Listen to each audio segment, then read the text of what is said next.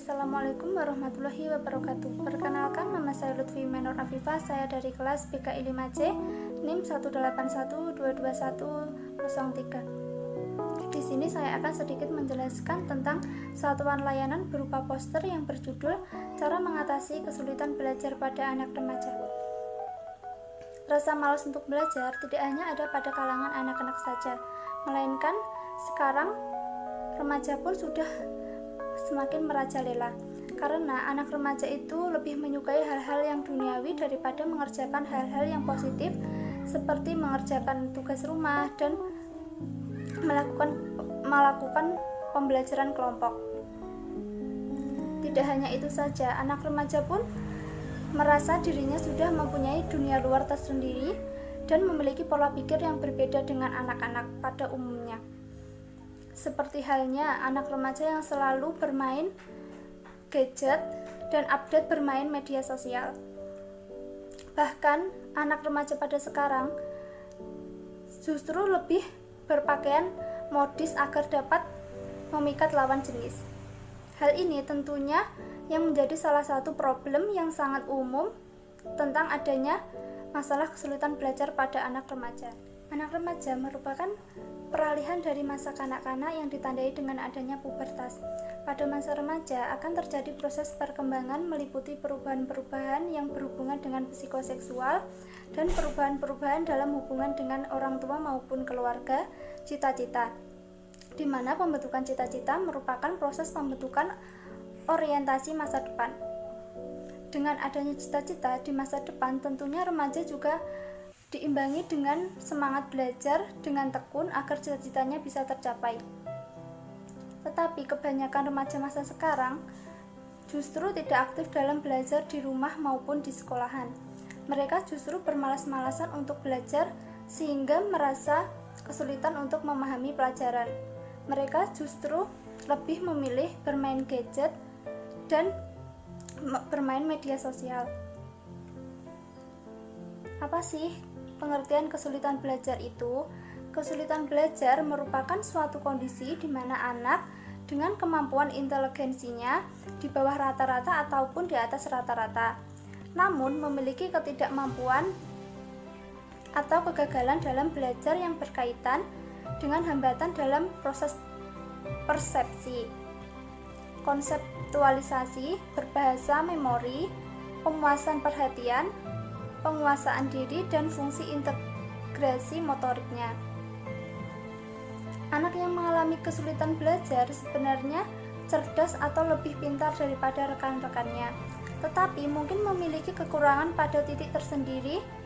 Dengan jelasnya bahwa kesulitan belajar itu kemungkinan disebabkan oleh gangguan di dalam sistem saraf otak anak sendiri, yang dapat menimbulkan gangguan perkembangan belajar seperti gangguan perkembangan bicara, kesulitan dalam menggabungkan kata, kesulitan dalam menulis, kesulitan dalam motoriknya, dan yang terakhir kesulitan untuk berhitung.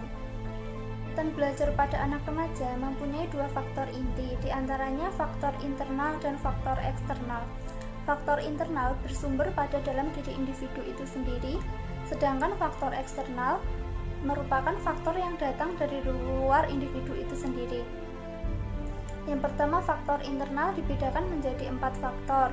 Di antaranya, yang pertama, faktor inteligensi merupakan faktor yang mempengaruhi kesulitan belajar pada sang anak. Jika anak memiliki tingkat kecerdasan yang tinggi, maka akan cenderung lebih berhasil ketimbang anak yang inteligensinya rendah.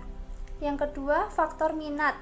Ini sangatlah penting karena jika sang anak sudah mempunyai minat untuk belajar, pasti akan mendapatkan hasil yang memuaskan dan optimal.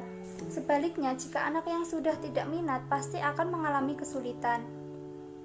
Yang ketiga, faktor bakat, yaitu ketika orang tua mengarahkan anak tidak sesuai dengan bakatnya sang anak, akan dapat menimbulkan anak tersebut yang akhirnya berakibat kurang baik terhadap pembelajarannya. Yang keempat, faktor kepribadian. Ini dapat menyebabkan kesulitan belajar jika tidak memperhatikan fase-fase perkembangan kepribadian sang anak. Tetapi, tidak semua fase-fase ini dapat berjalan dengan lancar tanpa menimbulkan masalah. Yang kedua yaitu faktor eksternal. Faktor eksternal dibedakan menjadi 3 faktor, yaitu yang pertama faktor keluarga, yang kedua faktor lingkungan sekolah, yang ketiga faktor lingkungan masyarakat. Untuk faktor keluarga merupakan tempat yang paling utama untuk perkembangan potensi sang anak. Tetapi tidak semua orang tua memperhatikan tumbuh kembang anak. Bahkan juga dari didikan kedua orang tua yang salah, suasana keharmonisan rumah tangga yang tidak baik sehingga anak menjadi tidak terurus dan akan menimbulkan bermalas-malasan untuk belajar. Yang kedua yaitu faktor lingkungan sekolah, merupakan faktor terbesar dalam tumbuh kembang kesulitan belajar sang anak.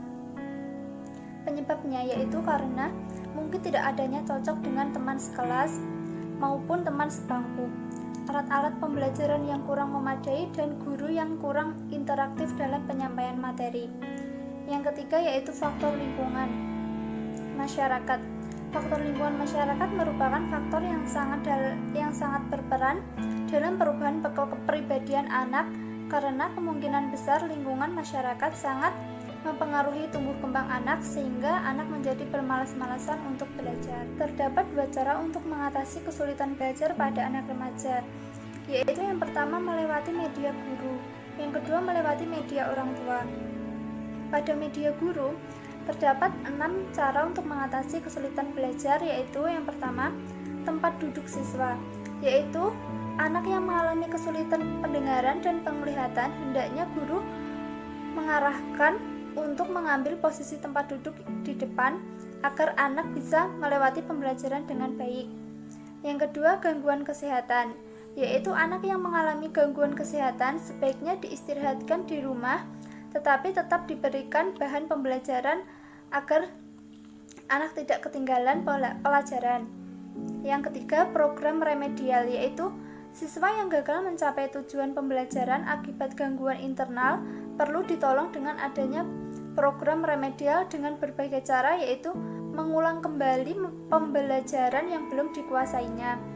Yang keempat yaitu dengan bantuan media dan alat peraga pembelajaran kiranya cukup membantu siswa untuk belajar. Yang kelima, suasana pelajaran menyenangkan, yaitu dengan menciptakan suasana yang kondusif, nyaman, dan membuat siswa menjadi senang dalam belajar.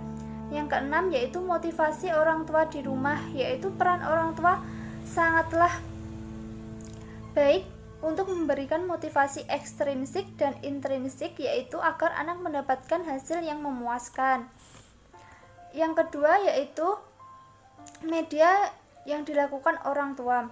Media yang dilakukan orang tua untuk mengatasi kesulitan belajar ini terdapat 6 cara, yaitu yang pertama menjalin komunikasi dengan guru kelas, yang kedua mengulang materi pembelajaran yang telah diberikan di sekolahan, yang ketiga kepekaan orang tua terhadap kondisi sang anak tidak menuntut kemampuan yang dimiliki anak, yang keempat selalu memberikan motivasi pada anak walaupun kemajuan kemampuan seperti membaca, menulis, ataupun berhitung. Yang kelima, hindari saling membanding-bandingkan anak dengan saudara ataupun dengan anak tetangga.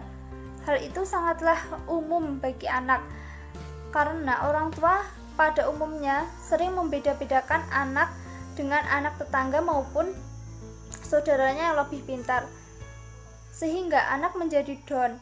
Seharusnya orang tua tidak boleh seperti itu, dan orang tua itu harus memotivasi anak agar selalu belajar dan meraih cita-citanya. Yang keenam, selalu mendampingi anak ketika belajar agar anak lebih mudah bertanya atau meminta bantuan ketika mengambil kesulitan belajar. Wassalamualaikum warahmatullahi wabarakatuh.